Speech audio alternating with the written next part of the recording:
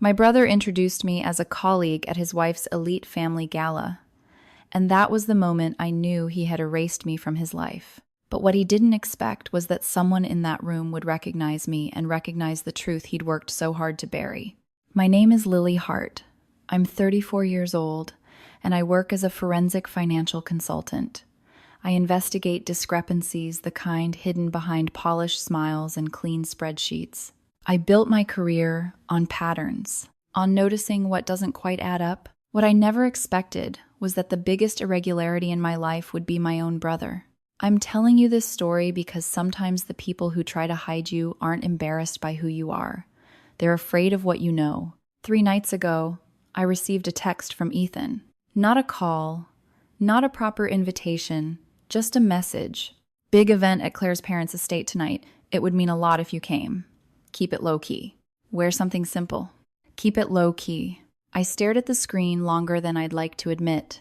Ethan and I hadn't been close in years, not since our grandfather passed, not since the estate complications that quietly fractured what was left of our family. We'd never fought openly. Ethan didn't believe in open conflict. He believed in distance, silence, strategic disappearance. But he had never once said he was ashamed of me. Until that text. Still, I went.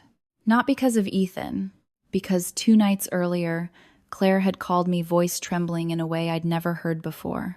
"Lily, I know this is strange, but I need you there," she whispered. "I can't explain everything yet. Just, please come." Claire isn't dramatic. She's careful, controlled. The kind of woman raised in rooms where posture is corrected before tone. If she sounded afraid, it meant something was wrong. So I drove. The estate was everything you'd imagine. Iron gates, a long curved driveway lined with white lights, music spilling softly into the night air. I parked near the back, suddenly aware that my black sedan looked like it had wandered into the wrong movie. Before I could reach the door, Ethan stepped outside. He looked perfect. Tailored suit, polished shoes. That effortless confidence he'd perfected since marrying into money. "Hey," he said quickly, scanning the driveway like he was checking for witnesses. "Thanks for coming." He didn't hug me. He didn't even step close enough for it to feel like an option. Then he lowered his voice. "Listen, tonight's important. Claire's parents have a lot of expectations. So just stay near the bar or the terrace. Keep things light. Don't talk about family stuff. Don't mention Mom. And definitely don't bring up Grandpa's estate situation." The estate situation. That's what he called the year-long investigation into missing funds that almost tore our family apart. I blinked at him. "Ethan, what exactly are you afraid I'll say?" He forced a smile that didn't reach his eyes. "I just don't want unnecessary drama." Unnecessary. The word stung more than it should have. I nodded anyway, because I've learned something over the years. When someone tells you to stay quiet, they're usually protecting themselves, not you. Inside, the house glowed with warm light and quiet wealth. Crystal glasses chimed softly. Women in silk dresses leaned toward one another in carefully practiced laughter. Men discussed investments like they were weather patterns. And then I felt it. That subtle shift in the air when someone notices you don't belong. A few polite smiles, a few curious glances, no introductions. Ethan stayed close at first, steering me through the crowd like I was a fragile package that needed to be delivered without being examined. "This is Lily," he said to one couple. "She does consulting." Consulting. He didn't say I was his sister. I waited for him to correct it. He didn't. Something in my chest went very still. Claire approached us then, radiant in pale blue satin, but her eyes were restless. When she reached me, she squeezed my hands too tightly. "I'm so glad you're here," she murmured. "Thank you." Before I could ask what was wrong, Ethan cut in smoothly. "Claire, darling, your mother's looking for you." Her fingers lingered on mine half a second longer than necessary. Then she was gone. I turned to Ethan. "You didn't introduce me." He avoided my eyes. "It's complicated." "It's not," I said quietly. "I'm your sister." He inhaled sharply. "Lily, please. Not here. Not here." The words echoed louder than the music. For years, I told myself Ethan had distanced himself from the family chaos for survival. I understood that. We grew up in a house where tension lived in the walls. Our parents' marriage was brittle. Grandpa's illness dragged on longer than anyone was prepared for. But hiding your sister at a party? That wasn't survival. That was erasure. I drifted toward the terrace for air. The night was cool, the music muffled behind glass doors. I steadied myself against the railing, reminding myself that I didn't need validation from rooms like this. That's when I noticed someone watching me.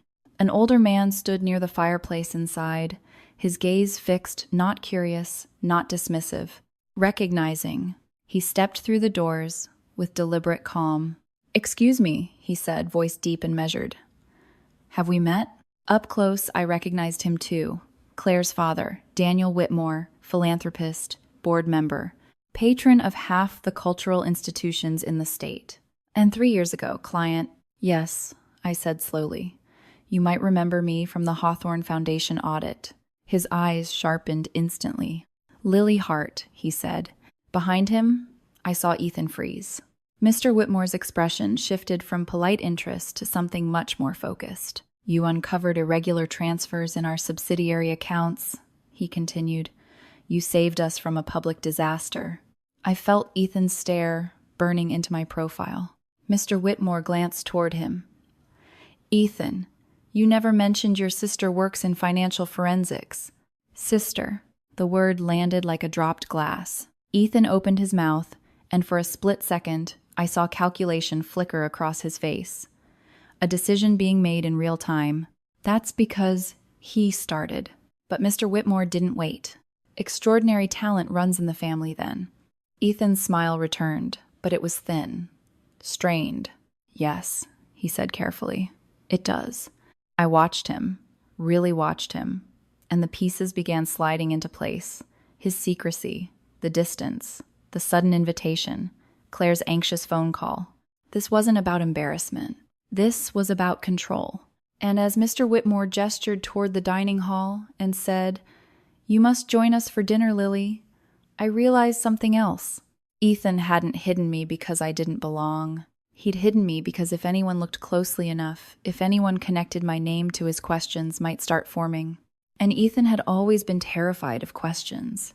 As we walked back inside, I felt the atmosphere subtly shifting, whispers spreading, eyes tracking. For the first time that night, I wasn't the outsider. I was the variable. And I had this sudden, undeniable sense that this party wasn't just a celebration. It was a test. The only question was, what exactly was Ethan afraid I would uncover, and why did Claire sound like someone waiting for the truth to explode? That was the night I realized something had been buried, and I was about to dig it up. Dinner felt less like a celebration and more like a courtroom with crystal chandeliers. The long table shimmered under candlelight, silverware aligned with mathematical precision. Conversations carefully curated. "I took the seat, mister." Whitmore indicated halfway down the table, directly across from Claire, and became suddenly aware that I was no longer invisible. Ethan sat at the head beside Claire, posture straight, smile polished back into place. If someone had walked in at that moment, they would have seen the perfect son-in-law, composed, attentive, seamlessly woven into old money. Only I could see the tension beneath his cufflinks, the faint pulse jumping in his jaw. Claire met my eyes across the table. There was gratitude there, and something else, relief. But before either of us could speak, Vivian Whitmore, Claire's mother, lifted her glass lightly against the rim of her plate. "I think it's only fair," she said with elegant warmth, "that we properly introduce everyone." Her gaze landed on me. Lily, was it? The tone was gracious. The scrutiny was not. "Yes," I replied evenly. "Lily Hart. And you and Ethan grew up together?" she asked, smiling faintly. "We did," I said. Ethan cut in too quickly. Lily's career kept her traveling a lot. We've both been busy. Translation: we are not close. Please don't dig. Vivian's eyes flickered between us. She'd noticed. Women like her always noticed. "And you work in consulting?" she prompted. I let a small silence settle before answering. "Forensic financial consulting. I investigate irregularities in corporate and nonprofit accounts." The word irregularities hung in the air longer than it should have. Across the table, I saw Daniel Whitmore's lips pressed together in subtle recognition.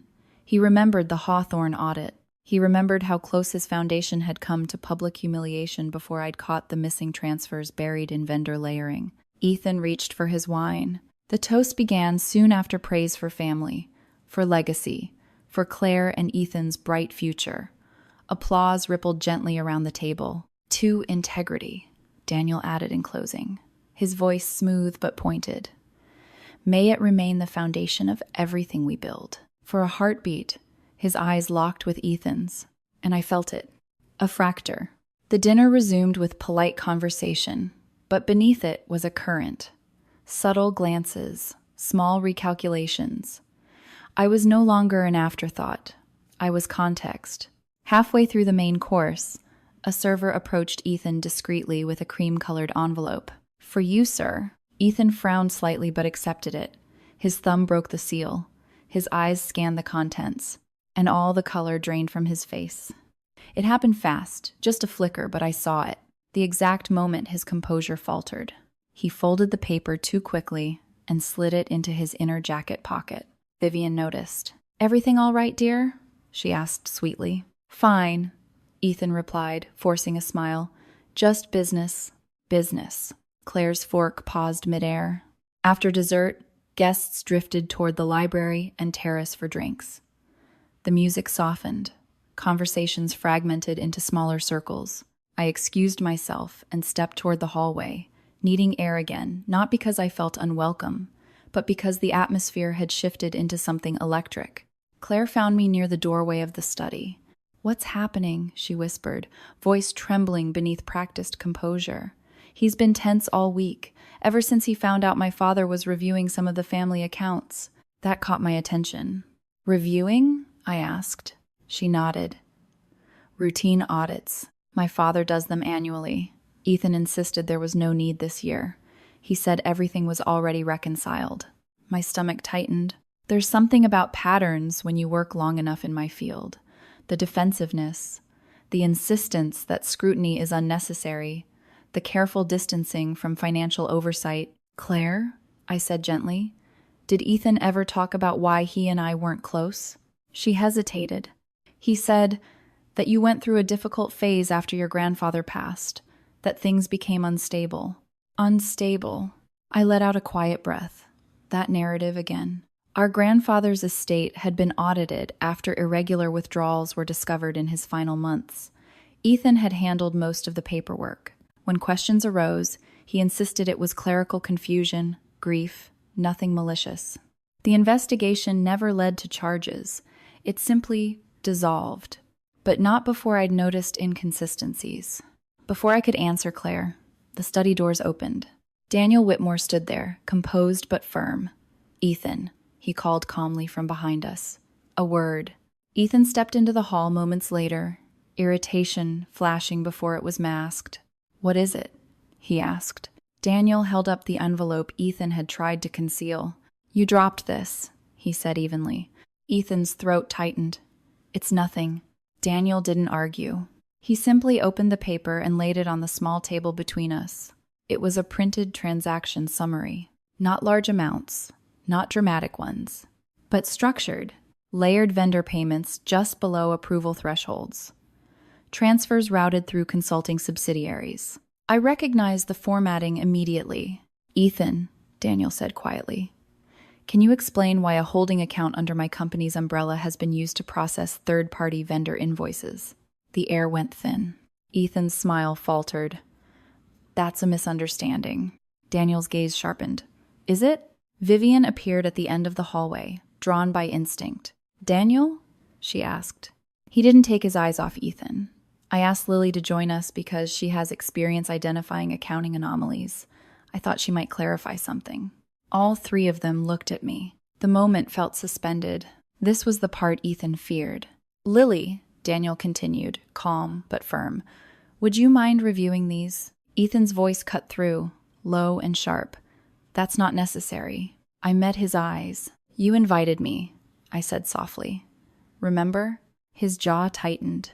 I stepped forward and scanned the page. Vendor codes repeated in staggered patterns. Payment approvals routed through discretionary authority. Slight inflation across recurring line items. Clean, but deliberate. These aren't clerical errors, I said carefully. They're structured. Vivian stiffened. Structured how? To avoid automatic review triggers, I replied. The amounts are deliberately capped under thresholds that would prompt secondary approval. Silence thickened around us. Claire's hand drifted to her mouth. Ethan's composure cracked for the first time. This is ridiculous. You're overanalyzing routine expense allocations. I didn't argue. I simply turned the page slightly and pointed.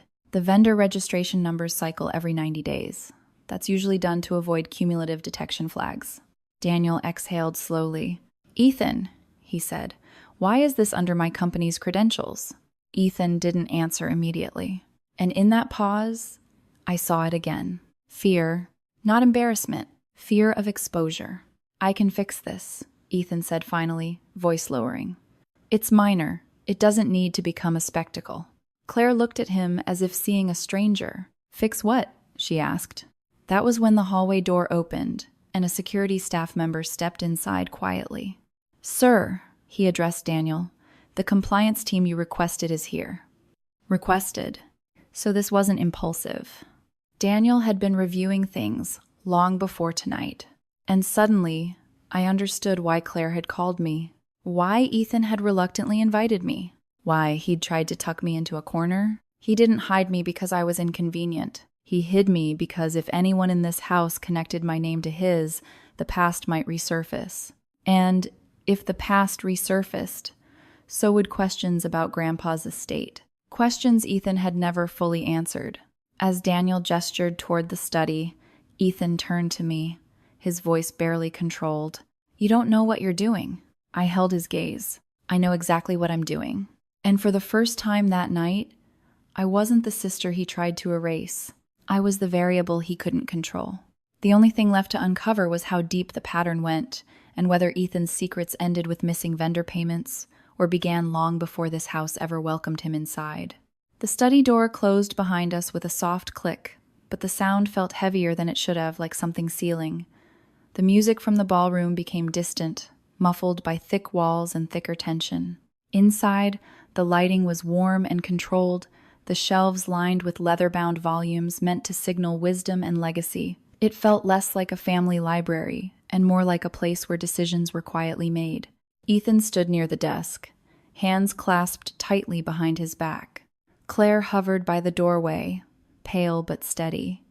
Vivian remained near the bookshelf, arms crossed, composed in the way only someone deeply invested in reputation can be. Daniel Whitmore moved calmly to his desk and laid the documents down as if placing evidence before a judge. I remained standing for a moment before taking a seat at the edge of one of the leather chairs. Not because I felt small, but because I didn't want this to feel theatrical. I wanted it to feel factual. Let's keep this simple, Daniel said, his tone controlled but firm. Ethan, I'm not interested in embarrassment. I'm interested in clarity. Ethan's jaw flexed. And you think my sister is the right person to provide that? Daniel's gaze didn't waver. She has experience. Experience. It was strange how that word could feel like validation and accusation at the same time. Ethan looked at me then, not with anger exactly, but with something more complicated. A silent question. Or maybe a warning. I met his eyes calmly. You invited me. He exhaled sharply. I invited you to show support, not to dissect routine accounting. I tilted my head slightly. Then why does it feel like you were hoping I wouldn't look too closely? Claire shifted uncomfortably. Ethan, what's going on? He didn't answer her. He kept staring at me. You don't understand the pressure I've been under, he said quietly, as though that alone could explain everything. Pressure. I'd heard that word before. I heard it years ago, when our grandfather's estate started unraveling. When unexplained withdrawals appeared in the final months of his illness. When Ethan assured everyone it was just administrative confusion during a chaotic time. Pressure had been his defense then, too. Daniel slid another sheet of paper across the desk. This isn't a misunderstanding. These transfers were structured deliberately. That's not my daughter's opinion. That's the conclusion of an internal compliance review. Ethan's shoulders stiffened. Internal review? You brought in auditors without telling me? Yes, Daniel replied simply, because I've learned that transparency doesn't require permission. The air felt tighter. I leaned forward slightly, scanning the new documents. The pattern was clearer now, shell vendors cycling every quarter, layered approvals just under authorization thresholds, small but consistent siphoning from discretionary accounts tied to the Whitmore charitable arm. It wasn't reckless. It was practiced.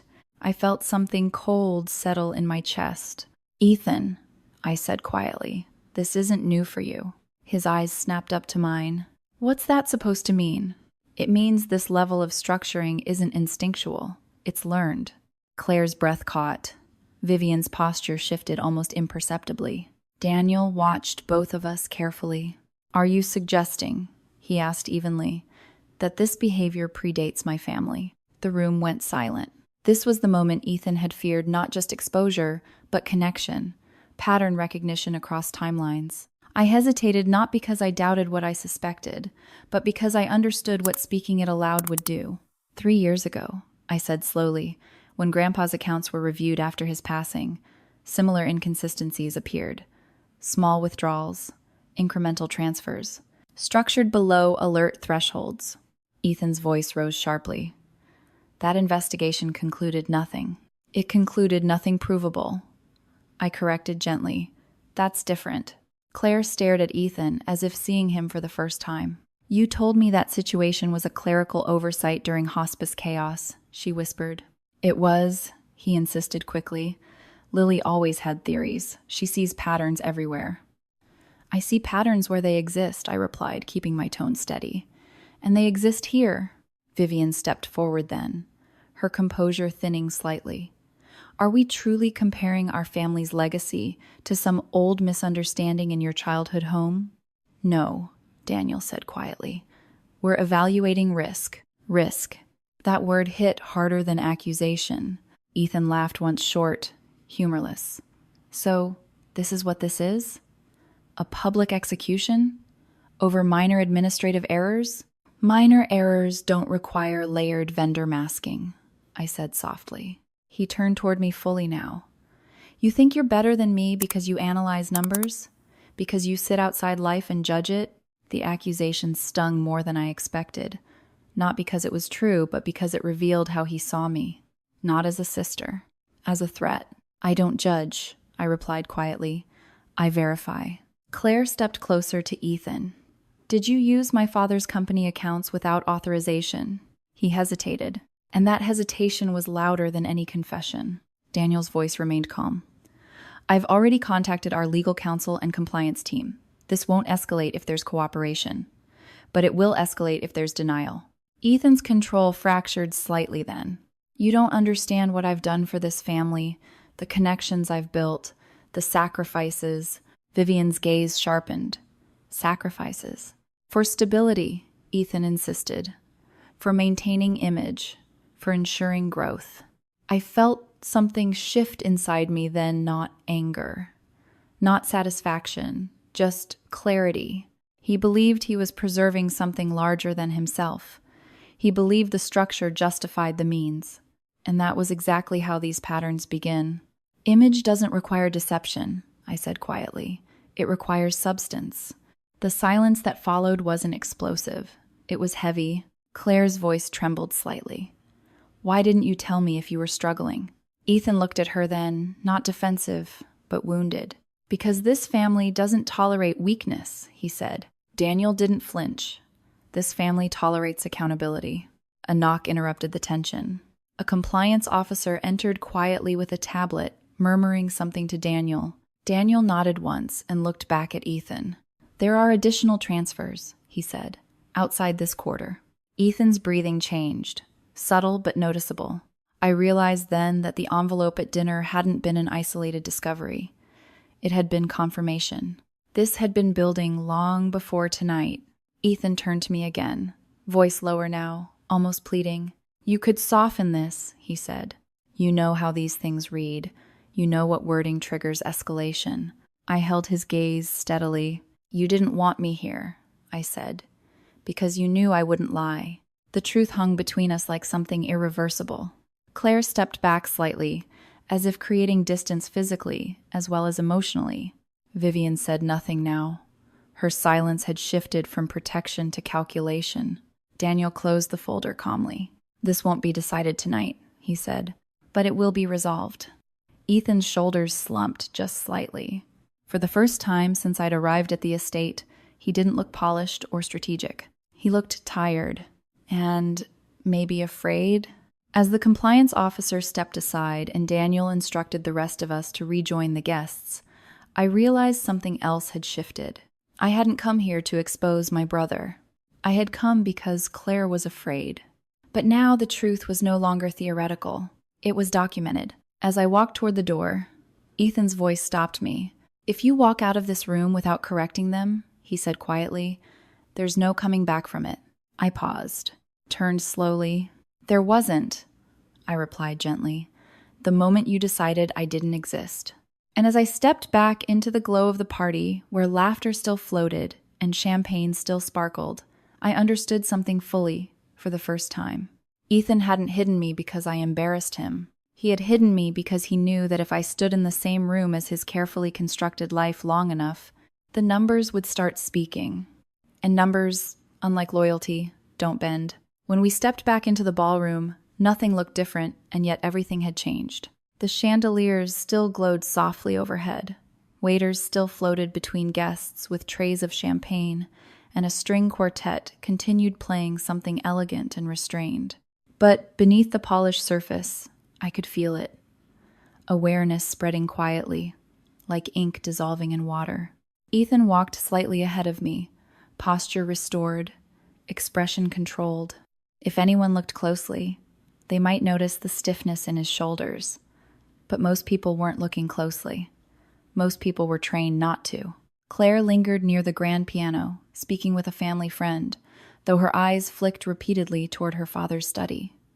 Vivian resumed her place near a cluster of guests, smile carefully reapplied. Daniel moved through the room with deliberate calm, greeting people as though he hadn't just uncovered a financial fracture inside his own household.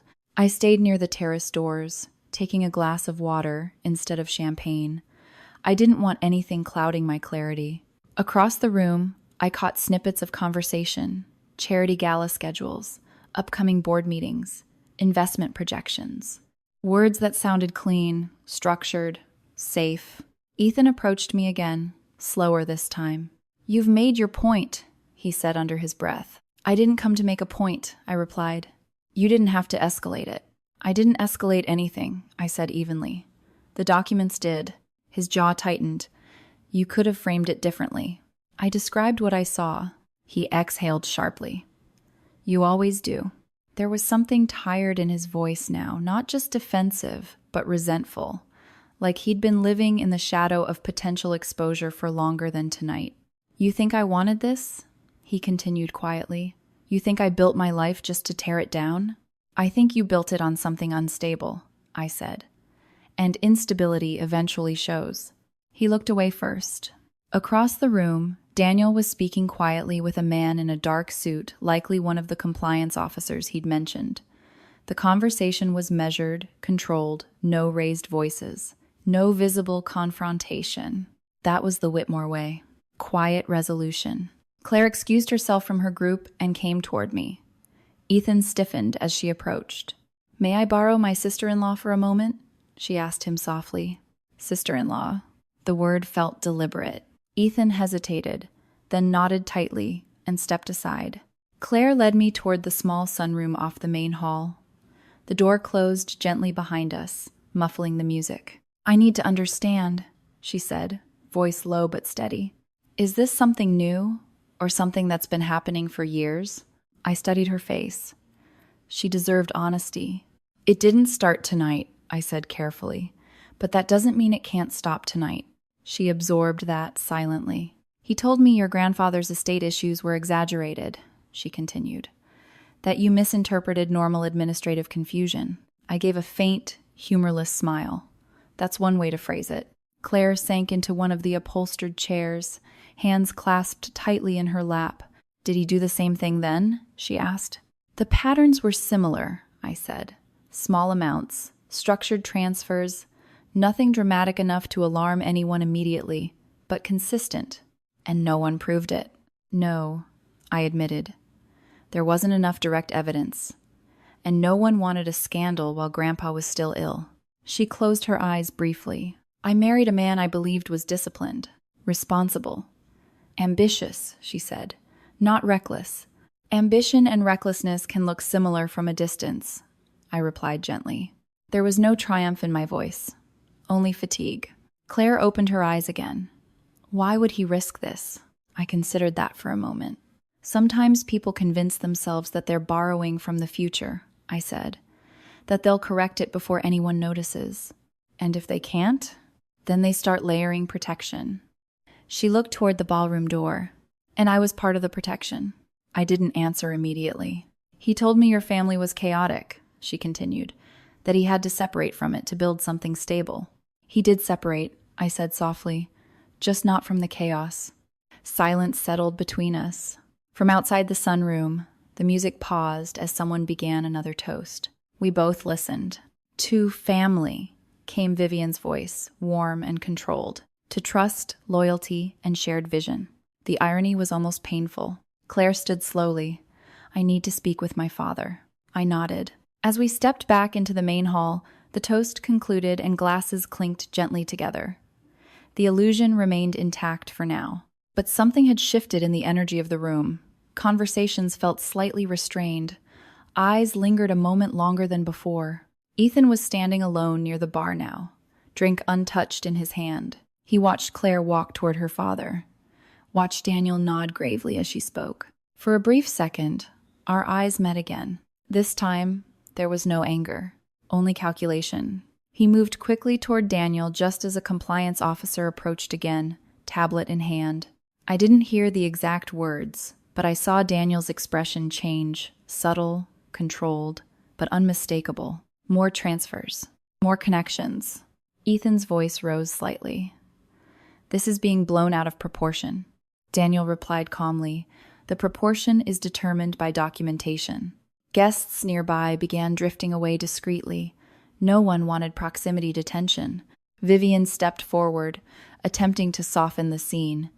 Let's not turn a family gathering into an audit review.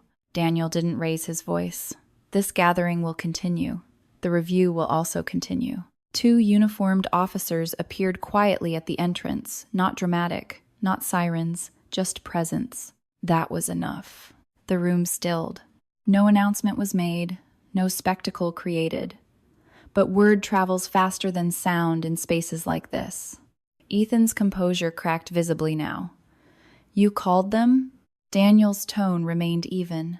Standard procedure when internal irregularities cross legal thresholds. I can explain, Ethan insisted. Then you will, Daniel replied. Claire stood still, hands clasped in front of her. She didn't cry. She didn't shout. She simply watched. Ethan turned to her abruptly. You knew about this audit. You didn't tell me they'd escalate it. I didn't know, she said quietly. And if I had, I wouldn't have warned you. That landed harder than any accusation. The officers approached Daniel first, speaking low and respectful. Then they turned to Ethan. This doesn't need to happen tonight, Ethan said sharply. We can schedule something. This is a preliminary inquiry, one officer replied calmly. You're not being detained.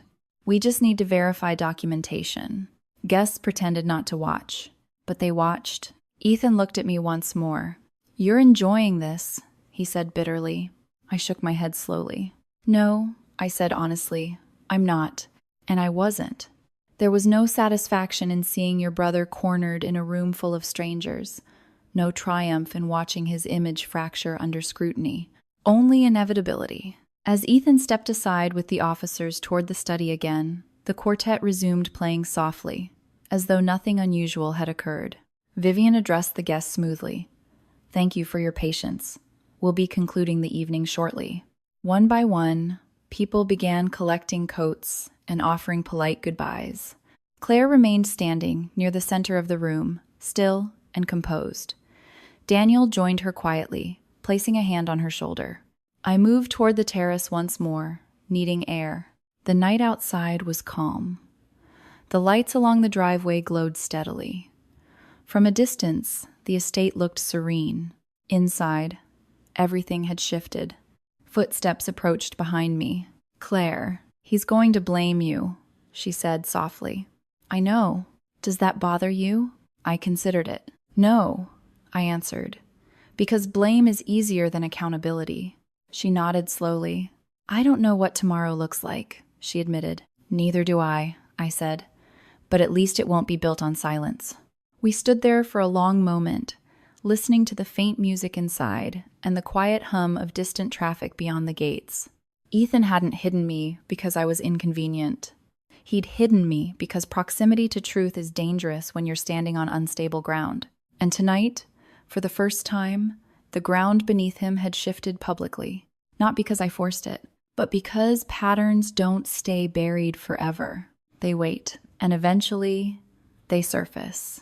By the time the last guests drifted out and the string quartet packed away their instruments, the estate felt hollow.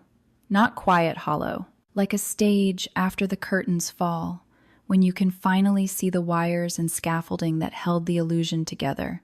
Ethan remained inside the study with Daniel and the compliance officers.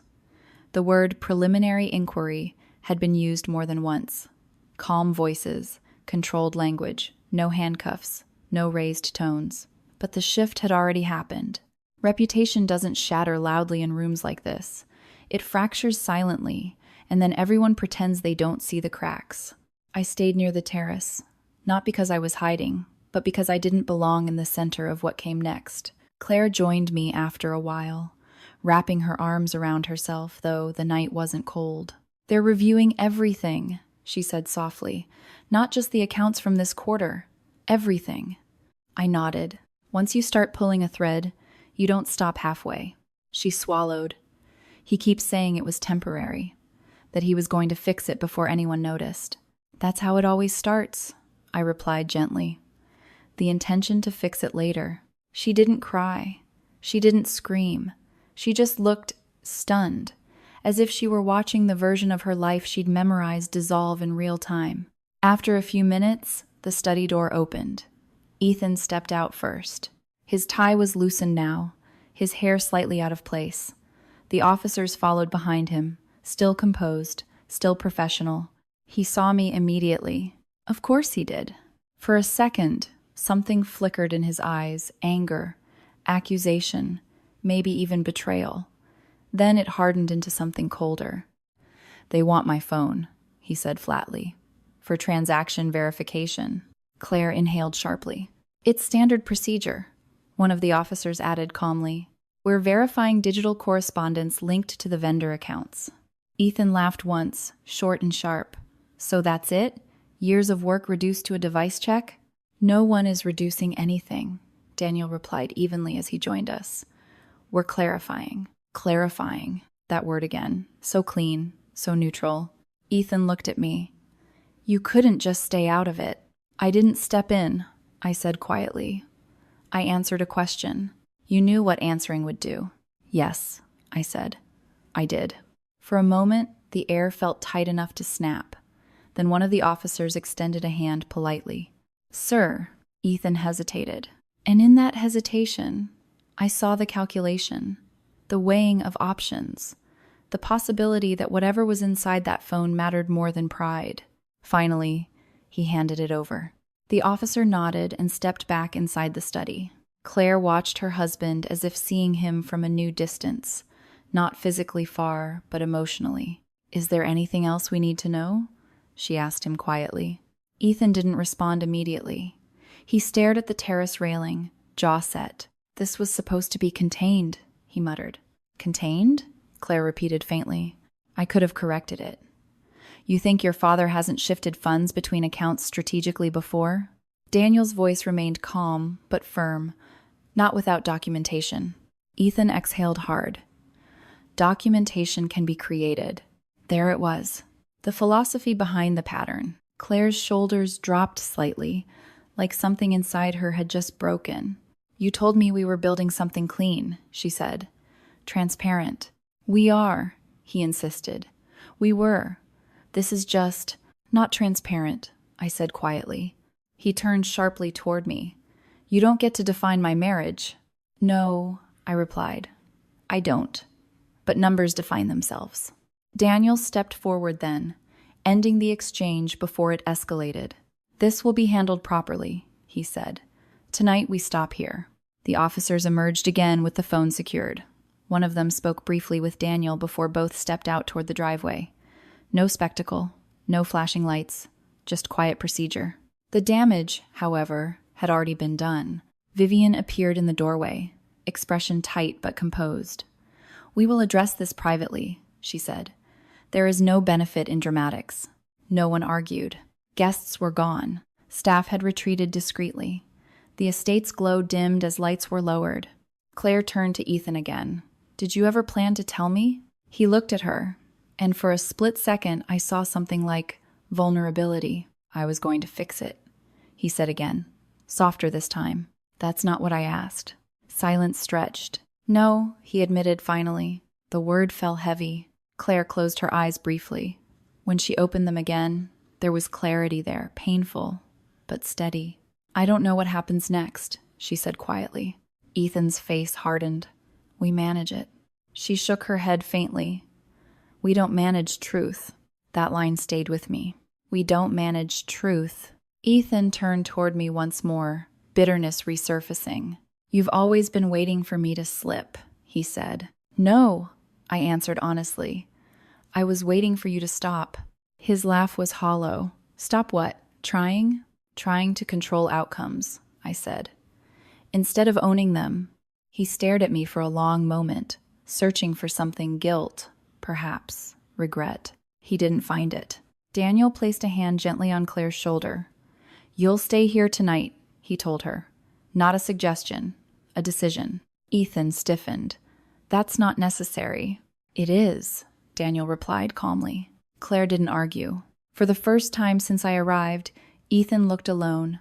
Not socially, physically. We were all still there, but structurally, the alignment had shifted. He looked at me one last time. You think this makes you better than me? No, I said softly. It makes me honest. He didn't respond. Instead, he walked past us toward the front entrance, shoulders rigid. I watched him go, not with satisfaction, not with triumph, but with something heavier, recognition, maybe. The realization that the version of my brother who used to defend me in school hallways had been replaced by someone who defended image at any cost. Claire stood quietly beside me. Did you ever hate him?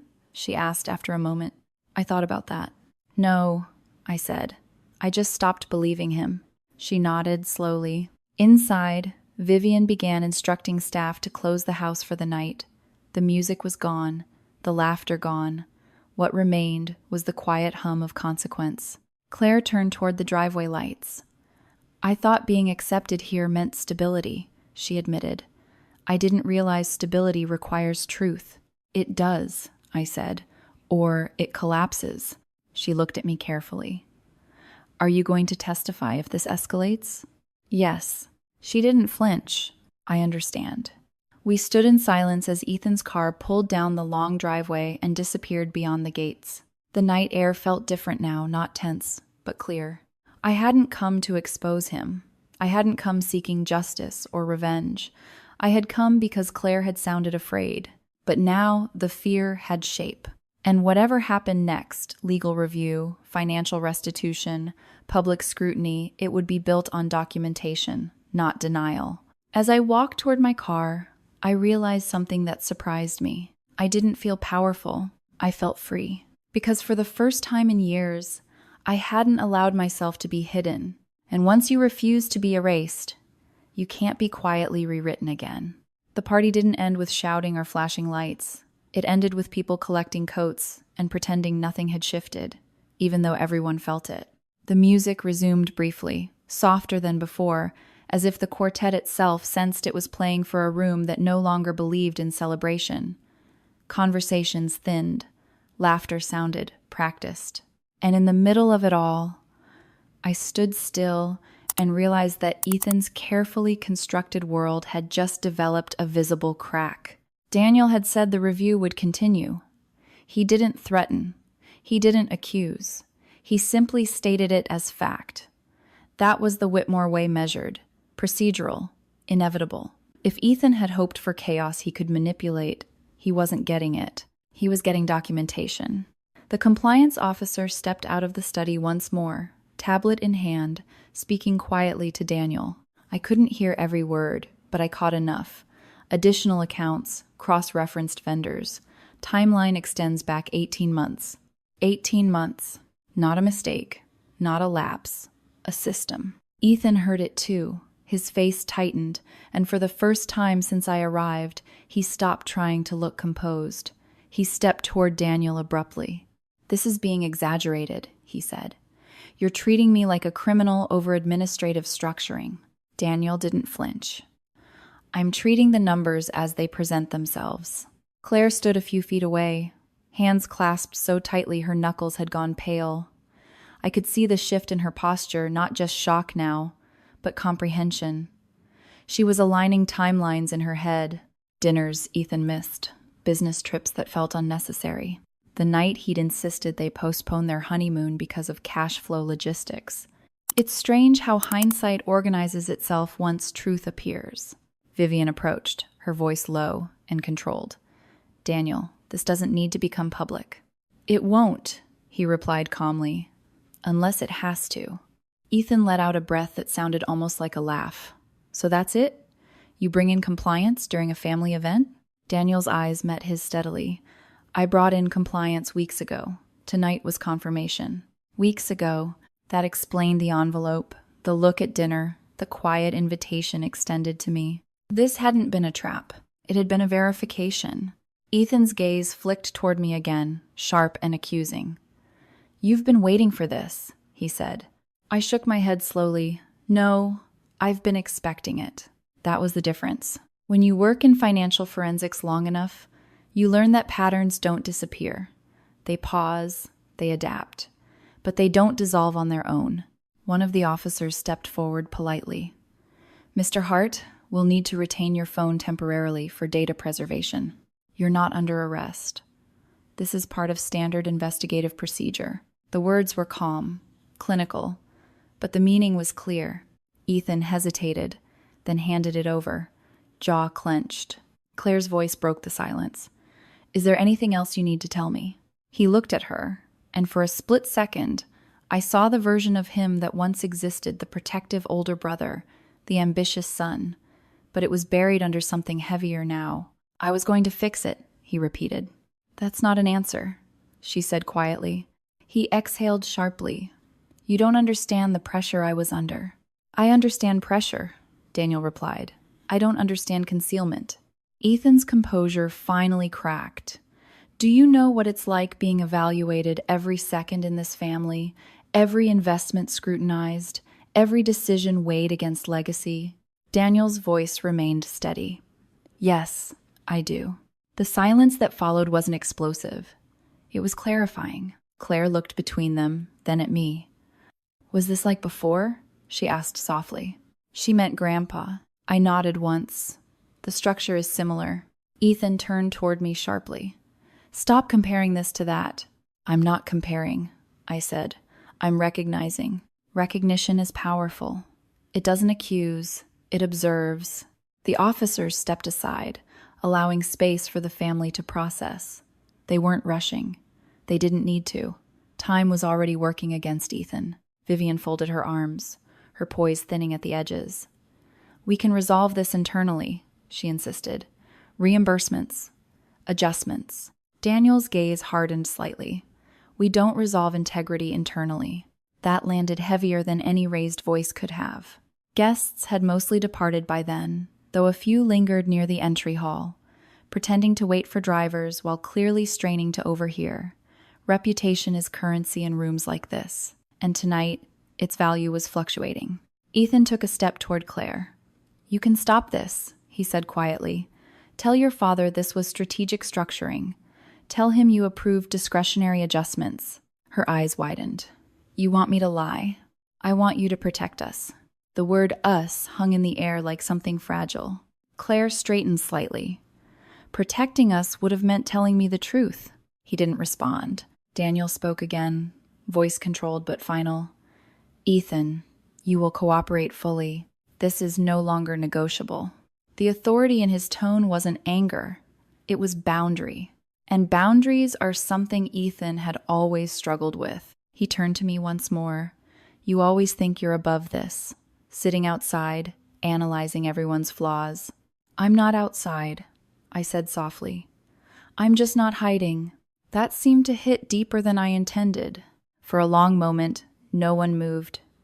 Then the officers excused themselves to finalize documentation in the study. The ballroom lights dimmed slightly as staff began quiet cleanup. Crystal glasses were collected, chairs adjusted.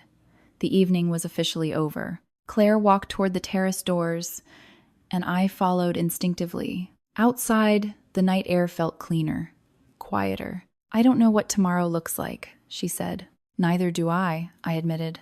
But it won't look like tonight. She let out a slow breath. I married him because he felt stable, grounded. Stability isn't silence, I said gently. It's transparency. She nodded faintly. Behind us, the study door opened again. Daniel stepped out, speaking briefly with Vivian before approaching us. Claire, he said softly, you'll stay here tonight. It wasn't a question. Ethan appeared moments later, face set in controlled frustration. That's unnecessary. It's appropriate, Daniel replied. Claire didn't argue. Ethan looked at me one last time, something raw flickering in his expression. You could have framed this differently. I framed it accurately, I said. Accuracy doesn't shout. It stands. He shook his head slightly, then walked toward the driveway. His car door closed with a sound that echoed more loudly than the music ever had. As the engine disappeared down the long, illuminated path, I felt something unexpected. Not triumph, not relief, clarity. Ethan hadn't hidden me because I embarrassed him. He'd hidden me because proximity to truth makes deception fragile, and he had built something fragile. Inside, Vivian was already speaking in low tones about damage control and containment. Daniel remained steady, instructing staff to finalize paperwork and secure the evening's records. Claire stood beside me, watching the driveway lights fade. Did you ever want revenge? She asked quietly. No, I answered honestly. I wanted acknowledgement. She absorbed that. Acknowledgement. It's remarkable how powerful that word becomes when you've been quietly erased. The officers returned once more, confirming follow-up meetings for documentation review. Calm, scheduled, structured. This wasn't chaos. It was process, and process doesn't care about ego. As I finally walked toward my car, I glanced back at the estate one more time. From the outside, it still looked perfect. Lit windows, manicured lawns, silent elegance. But inside, something foundational had shifted. The illusion of control had cracked. And once a crack forms in something built on concealment, it doesn't reseal easily. I drove away that night without looking in the rearview mirror, because for the first time in years, I wasn't the secret. I was the evidence. And evidence doesn't disappear just because someone wishes it would. The next morning didn't explode into scandal. It unfolded quietly, the way consequences often do in families that value control over chaos. There were no headlines, no social media posts, no dramatic confrontations in daylight. Just scheduled meetings, retained counsel, and a silence that felt heavier than any accusation. I was asked to return to the estate by mid-morning. Not as a witness yet, just as someone who could clarify technical questions while the compliance review continued. I almost didn't go. Not because I was afraid, but because I knew stepping back into that house would solidify something permanent between Ethan and me. But permanence had already begun the night before. When I arrived, the atmosphere was different. The staff moved more quietly. The foyer lights were dimmer. There was no music, no polished hospitality, only process. Daniel greeted me in the study, the same room where the fracture had first become visible. He looked older than he had the night before, not weak, but burdened. "Thank you for coming," he said. "I'm not here to take sides," I replied. "I know," he said. "That's why you're here." Claire sat near the window, pale but composed. Ethan sat across from her, a lawyer beside him now. His posture was rigid, jaw tight, eyes avoiding mine. This wasn't the ballroom anymore. This was reality. Daniel placed several folders on the desk. The review expanded overnight, he said. 18 months of layered vendor routing, funds redirected through consulting shells. Not massive sums individually, but cumulative enough to constitute material misconduct. Ethan's lawyer cleared his throat. My client maintains these were temporary reallocations with intent to reconcile. Daniel didn't react. Intent does not erase execution. Claire's voice broke through, soft but steady. Why didn't you tell me? Ethan inhaled sharply. Because you would have panicked. I would have helped, she said. You would have reported, he countered. That was the moment something fundamental shifted. It wasn't about money anymore. It was about trust. I spoke quietly. When you build something on concealment, you isolate yourself. That isolation makes correction harder. Ethan finally looked at me directly. You think you're morally superior because you audit people for a living? No, I said calmly. I think transparency prevents escalation. He let out a humorless laugh. Transparency doesn't survive in families like this. Daniel's voice was steady.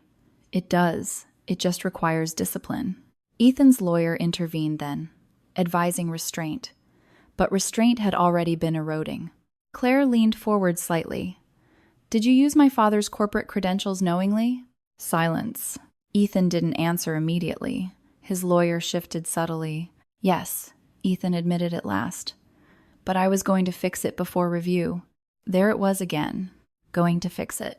Claire's composure finally wavered, not dramatically, just a slight tremor in her voice. You didn't trust me. It wasn't about trust, he insisted. It was about control, I said softly. He turned sharply toward me. Stop diagnosing me. I'm not, I replied. I'm observing. Daniel interjected before it escalated further. The legal implications will be addressed formally. Restitution structures are being discussed. Restitution, another controlled word. Ethan's lawyer nodded. If restitution satisfies compliance, this can remain civil. Daniel's gaze hardened slightly. Restitution addresses loss. It does not address breach.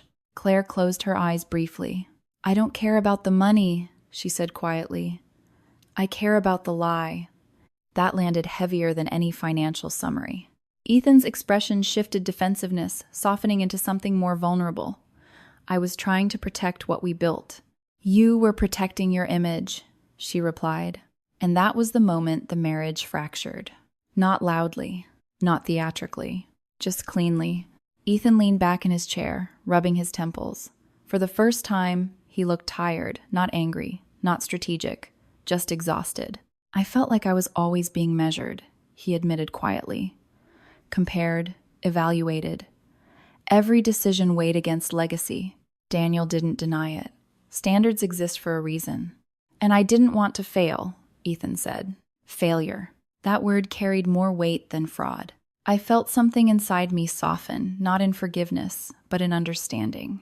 Fear of failure can make people do reckless things. But fear doesn't justify harm.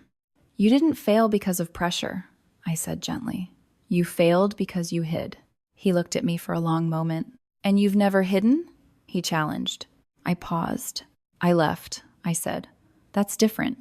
The silence that followed was quiet but not hostile. Claire stood slowly. I need space. Daniel nodded. Ethan didn't protest this time. As Claire stepped toward the door, she paused beside me. Thank you, she whispered. For what? For not pretending. Pretending. That's what the party had been. A performance. And performances collapse when the script fails. After Claire left the room, Daniel spoke with Ethan's lawyer about formal documentation, timelines, and external audit confirmations. The language remained professional, structured, but the emotional outcome had already occurred. Ethan avoided my eyes as the meeting concluded. When the others stepped out briefly to discuss logistics, he remained seated. You've always thought I was capable of this, he said quietly. No, I answered honestly. I thought you were capable of better. He looked up at that. "You don't understand what it's like carrying expectation," he said. I let out a small breath. "You don't understand what it's like being erased." That hit. He didn't respond. We sat in silence for a moment that felt heavier than any argument. Finally, he stood. "I don't know what happens next," he admitted. "You cooperate," I said. "You accept consequences. You stop layering protection." He gave a faint, tired smile. "You make it sound simple." "It's not simple," I said. "It's honest." He nodded once. As I walked out of the study, I realized something unexpected. I didn't feel victorious. I felt resolved, because this wasn't revenge. It wasn't exposure for satisfaction. It was pattern meeting accountability. Outside, the estate grounds looked the same as they had the night before. Immaculate lawns, trimmed hedges, sunlight catching the windows. But inside, alignment had shifted. Claire wasn't standing beside Ethan anymore. Daniel wasn't protecting image over process, and I wasn't standing in a corner pretending not to exist. Ethan had tried one last move the night before, implying Claire knew that she pushed for expansion, that she shared responsibility. But it hadn't held, because blame only sticks when evidence is weak. And this time, the evidence was clear. As I reached my car, my phone buzzed. A message from Claire. "Whatever happens legally, I won't defend the lie." I read it twice. Then I put the phone away and started the engine. The truth hadn't destroyed Ethan. His concealment had. And for the first time in years, I understood something clearly. He hadn't hidden me because I embarrassed him. He hid me because if anyone ever connected me to his life long enough to ask questions, the pattern would surface. And once a pattern surfaces, it doesn't disappear quietly. It restructures everything. The legal process moved forward the way most serious things do, not with explosions, but with paperwork. Meetings were scheduled. Accounts were frozen. External auditors were brought in to verify what internal compliance had already flagged. There were no dramatic arrests, no shouting matches in hallways, just documentation, signatures, and the steady hum of consequence doing its work. Ethan retained counsel immediately. The strategy was clear: cooperation, restitution, containment. His lawyer pushed for a civil resolution, emphasizing that the funds could be repaid, that no catastrophic losses had occurred, that reputational damage would serve as punishment enough. It was a calculated approach: minimize exposure, avoid criminal escalation, frame it as misguided financial maneuvering rather than deliberate fraud. Daniel agreed to structured restitution, but only under full transparency. Every transaction from the past 18 months would be reviewed, every shell vendor dissolved, every discretionary account audited. There would be no quiet forgiveness behind closed doors. Claire moved back into her parents' home temporarily. Not dramatically, not as a statement, simply because she needed distance to think without influence. The separation wasn't announced publicly, but within their social circle, silence speaks loudly. As for me, I gave a formal statement to compliance and answered technical questions when asked. I didn't embellish. I didn't speculate. I described patterns, dates, structures. I spoke the way I always do when numbers are involved: precise, unemotional, grounded in evidence. Ethan didn't look at me during those meetings. The first time he finally did was 2 weeks later in Daniel's office, after the auditors confirmed the full scope. It wasn't catastrophic in scale, but it was intentional, layered, repeated. That mattered. "They're recommending probationary oversight," Ethan's lawyer explained. "Full restitution and monitored financial activity for a period of years." Daniel's tone was measured. "This will remain civil, provided cooperation continues." Ethan nodded stiffly. After the meeting, he asked if we could speak privately. I almost refused. But closure doesn't come from avoidance. We stepped outside into the courtyard behind the estate. The fountain there ran quietly, water spilling over stone in steady rhythm. It felt symbolic somehow, constant flow, no matter what cracks existed beneath the surface.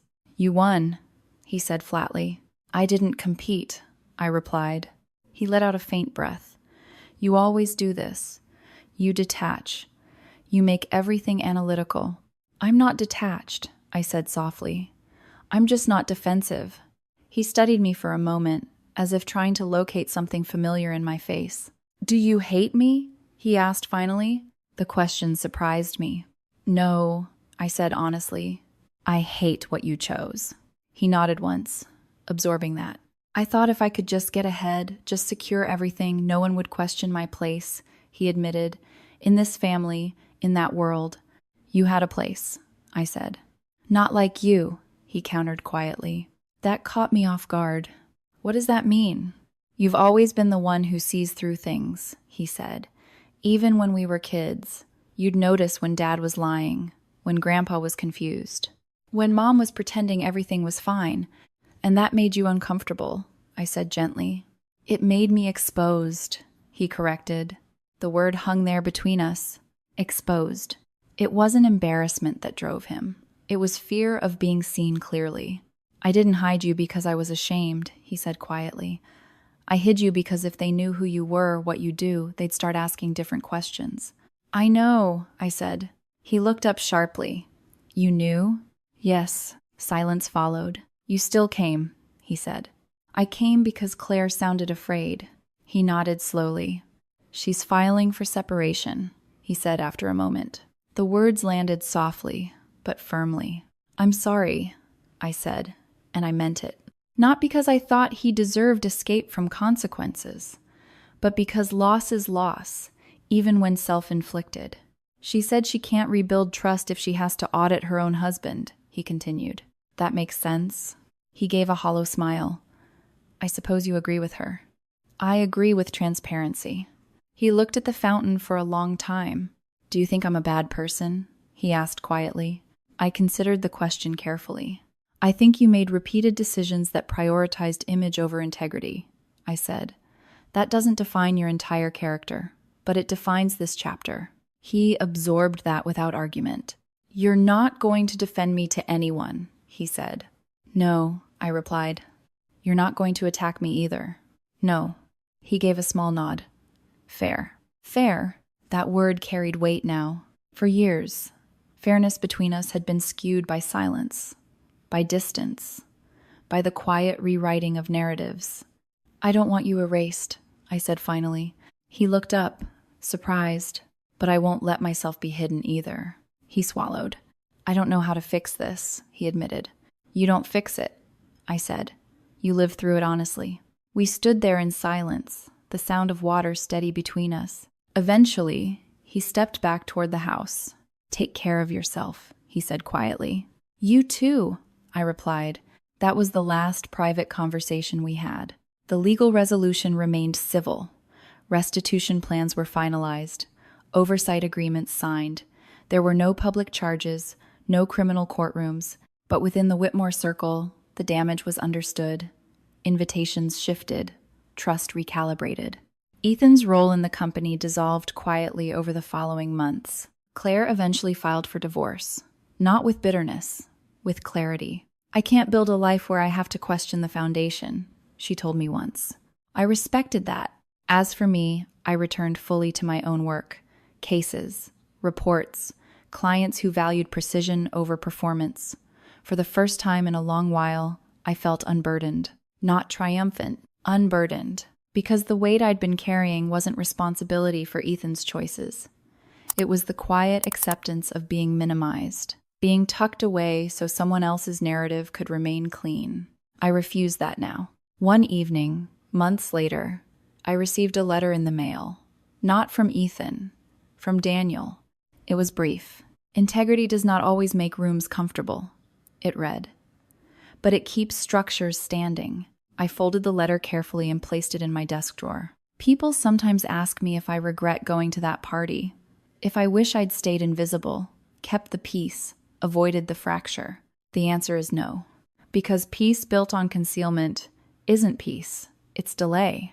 And invisibility might protect someone else's comfort, but it erodes your own worth.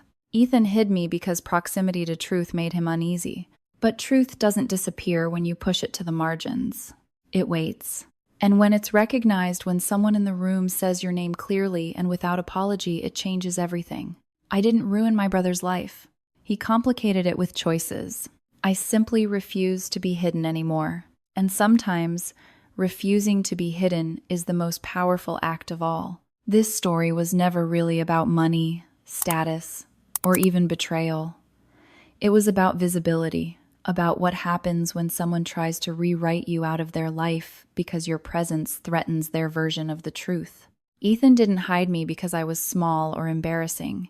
He hid me because I saw clearly, and clarity is uncomfortable for people building their lives on fragile foundations. What makes this story powerful isn't the investigation or the legal outcome.